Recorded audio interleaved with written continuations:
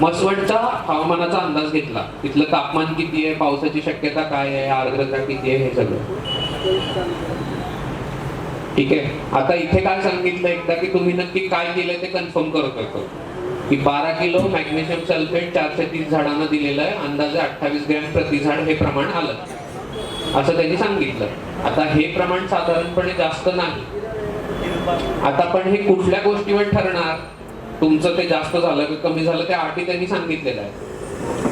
माती पाणी चाचणी किंवा मॅग्नेशियमच्या कमतरतेची लक्षणं आहेत का हे तुम्ही तपासलंय का आधी? हा, त्यांनी विचारलं तिथे. आता कशी पद्धत, ड्रिप्स मधून विरघळून की कोरडे एकदम मुळाशी, तर आपण त्याला खाली नंतर हे बघू आणि मग मी ड्रिप्स मधून केलं असं सांगतो त्या. आता हे आम्ही पुन्हा पुन्हा तिथे लिहितो कारण ही माहिती असायला पाहिजे, गावाचं नाव तरी निदान असायला पाहिजे, म्हणून ते कंपल्सरी प्रत्येक उत्तरात दिसेलच तुम्हाला. तुम्ही आधी टाकलं असेल तर तिकडे दुर्लक्ष करायचं. आता अजिंक्य, आता यामध्ये दिलं की त्यांनी पहिली गोष्ट MGA सोबत हे स्प्लिट डोस म्हणजे 60 दिवसांच्या बागेमध्ये 20 ते 30 ग्रॅम प्रति झाड आपण दिलेलं आहे. पण पुढचा डोस देण्यापूर्वी आपण एकदा चेक केलं पाहिजे, म्हणजे आता जे आपण 12 किलो दिले ते पुढच्या वेळेस किती किलो दिलं पाहिजे. हे लक्षणं जर दिसत असतील आपल्याला, पिवळं पडणं, पानं पिवळी पडलीत किंवा चकाकी नाहीये झाडावर, तर मॅग्नेशियम आपण देऊ शकतो. किंवा तुम्ही माती परीक्षेचा रिपोर्ट केला त्याच्यात जर कमी जास्त दिलं, पानदेट केलं, मॅग्नेशियम कमी आलं, तर हे तुम्ही करू शकता. दुसरी गोष्ट त्यांनी दिली की ड्रीप न देताना तुम्ही पूर्ण विरघळलंय का, हे सगळ्यात महत्वाची गोष्ट आहे की विरघळलं पाहिजे पूर्ण, तरच ते झाडांना डायरेक्ट लागू होऊ शकते.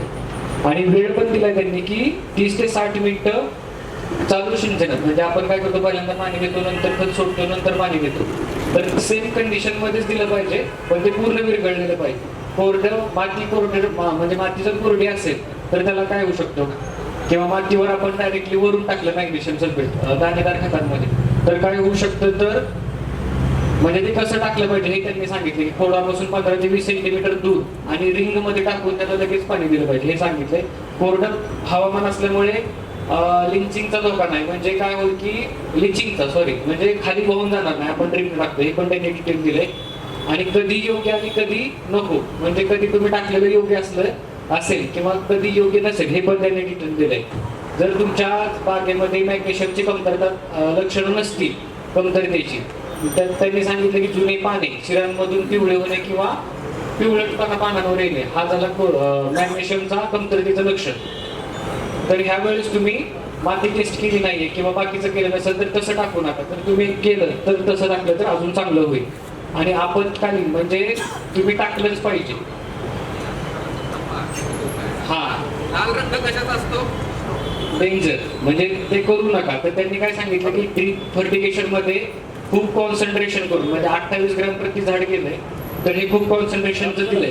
तर हे जर दिलेलं असेल तर झाडांचे टिप बर्न म्हणजे पानं जळतात बघा शेंड्याकडून, म्हणजे थोडक्यात करपतात पानं, आणि किंवा मुळाशी मीठ साचल्यासारखं वाटतं, म्हणजे आपल्या जिथे ड्रिपर आहेत ना, ड्रिपरवर पांढरा थर असतो, तर हे असं जर दिसत असेल तर तुम्ही थोडंसं थांबलं पाहिजे आणि नंतर त्याचं पाणी देऊ, हे सॉल्टचा स्ट्रेस कमी दिला पाहिजे, म्हणजे जास्त पाणी दिलं पाहिजे हे विरघळवण्यासाठी. आणि त्यांनी खाली काय दिलं की तुम्ही जे दिलेलं प्रमाण आहे हे शक्यतो होणार नाही, पण पद्धत जर चुकीची असेल तर होऊ शकतं. तुमचं बरोबर आहे, फक्त चुकीच्या पद्धतीने जर दिलं गेलं असेल तर कदाचित तशी लक्षणं दिसू शकतात. मुळात म्हणजे माझ्या बागाला 3 लाईन आहेत, मी 2 लाईन टाकले, त्यांनी 1 लाईन टाकली. त्याच्यानंतर मी मॅग्नेशियम दिल्यानंतर 1 तास पाणी सोडले, जास्त सोडले पाणी सोडलं नाही. आता तुम्ही बघा, जमिनीपेक्षा ChatGPT पेक्षा हे उत्तर खूप सविस्तर. आता हे ठेवण्यामागं कारण आहे की हे जे विज्ञान आहे ना ते शेतकऱ्याला कळलं पाहिजे. शेतकऱ्याकडे ज्ञान खूप असतं पण त्याला त्या भाषेत पण सांगता आलं पाहिजे, हे माहिती झालं पाहिजे, म्हणून आम्ही एवढं सविस्तर उत्तर झालं.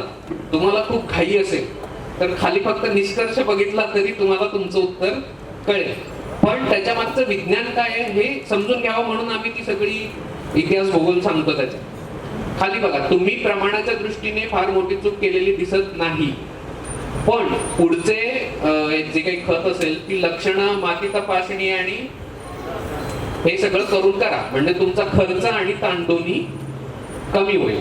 आणि हे चुकीचं केलेलं नाही, त्याला तुम्ही अजून माहिती दिली. समजा इथे तुम्ही तुमचा सॉइल रिपोर्ट टाकला तर तो एक्झॅक्टली सांगेल तुम्हाला की हे 28 जे झाडाला आलंय प्रत्येक ग्रॅम ते बरोबर आहे की चुकीचं आहे, ते 26 पाहिजे होतं की 24 पाहिजे होतं की 30 पाहिजे होतं. ठीक आहे, तो सॉइल रिपोर्ट टाकला की तो मग आणखी आता आपण त्याला 2-3 मुद्देच दिले माहितीचे, त्यामुळे मग त्यांनी सांगितलं हे काही